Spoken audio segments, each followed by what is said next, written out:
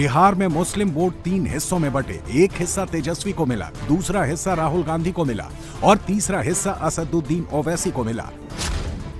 बिहार चुनाव में ओवैसी की पार्टी AIMIM को कुल 9,30,504 वोट मिले।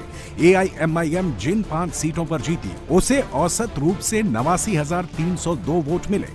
ओवैसी की पार्टी की जीत का मार्जिन औसत रूप से हर सीट पर 29,345 वोट का रहा। जो लोग कहते हैं कि बिहार चुनाव में EVM का खेला हुआ है, उनके पास इस बात का कोई जवाब नहीं है कि ओवैसी को इतनी बड़ी जीत कैसे मिल गई। दरअसल NDA को जीत तो पोलराइजेशन से ही मिली है। अंतर यह है कि पहले मुस्लिम वोटों का पोलराइजेशन होता था। 2025 में बिहार चुनाव में हिंदू वोट का पोलराइजेशन हो गया।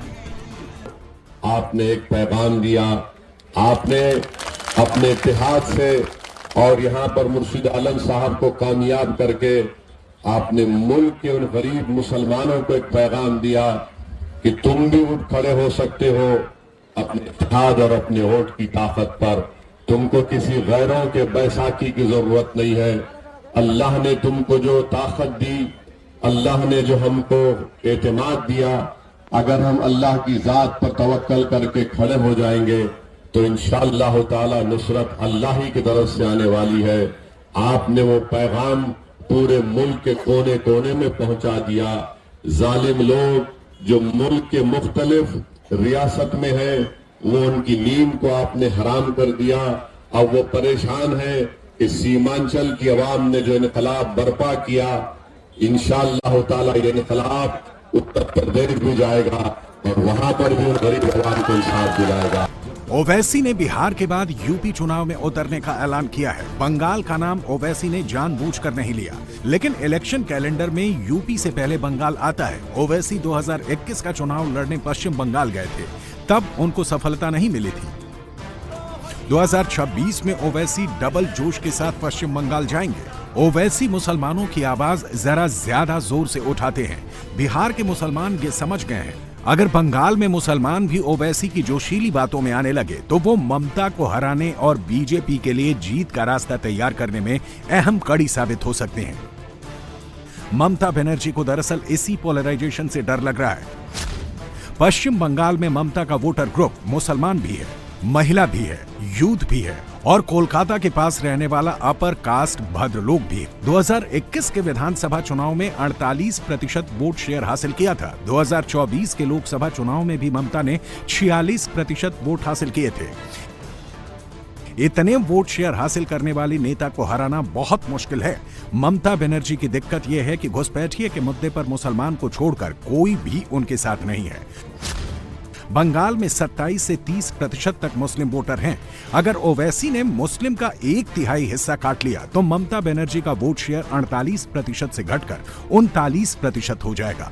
अगर ओवैसी ने मुस्लिम वोट का 1/4 हिस्सा भी काटा तो ममता बनर्जी का वोट शेयर 41% रह जाएगा। ये जो लोग बकवास लिखते हैं, बकवास कहते हैं, तुमको तुम्हारी सोच मुबारक। और याद रखिए कि भारत का संविधान हिंदुस्तान की दफा 25 के तहत, 26 के तहत, 29 के तहत हर भारत के नागरिक को इस बात की इजाजत देता है कि वो अपने अपने मजहब पर चलें और उस मजहब का प्रचार करें, उस मजहब के मानने वालों के मान सम्मान के लिए काम करें, उनको इंसाफ दिलाएं। और ये भारत का संविधान जिसको बाबा साहब अम्बेडकर ने लिखा, उनको भी इज्जत से नवाजता है जो किसी भगवान को नहीं मानते। मगर याद रखो, तुम्हारे उसूल तुमको मुबारक। मैं तुम्हारे उसूल को ना तुम्हारी राह को देखना पसंद करता हूँ। जो रास्ता हमको हमारे बुजुर्गों ने सिखाया है, इंशाअल्लाह ताला हम उसी रास्ते पर चलेंगे। बिहार में लालू और तेजस्वी यादव, पश्चिम बंगाल में ममता बनर्जी और यूपी में अखिलेश यादव जैसे नेता मुस्लिम पोलराइजेशन की पॉलिटिक्स करते रहे। उनकी परेशानी ये है कि अब हिंदू पोलराइजेशन हो रहा है।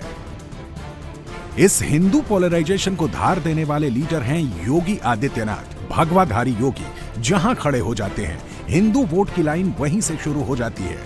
ये हरियाणा में हो चुका है, महाराष्ट्र में हो चुका है, दिल्ली में हो चुका है और अभी अभी बिहार में हुआ है। यहाँ की टीम के सामने 2025 के महाकुंभ का अनुभव है जिसने पूरे देश और दुनिया के अंदर अपनी एक अमिट छाप छोड़ी थी और भारत की सनातन धर्म की परंपरा के प्रति लोगों के मन में एक नया उत्साह भरा था। इस बार माघ मेले की तैयारी के लिए भी उस प्रकार की व्यवस्था हम लोग देने का प्रयास कर रहे हैं। इस बार यह लगभग 15 दिन पहले आ रहा है। 3 जनवरी को पौष पूर्णिमा है, 15 जनवरी को मकर संक्रांति, 18 जनवरी को मौनी अमावस्या, 23 जनवरी को बसंत पंचमी, 1 फरवरी को माघी पूर्णिमा और 15 फरवरी को महाशिवरात्रि। ये 6 स्नान होंगे जिनमें कल्पवासियों की संख्या पौष पूर्णिमा 3 जनवरी से लेकर के 1 फरवरी तक उनकी बड़ी संख्या रहेगी। और कमोवेश यहाँ देखने को मिलता है कि 20 लाख से लेकर के 25 लाख कल्पवासी इस पूरे मेले में 1 माह का यहाँ प्रवास करते हैं।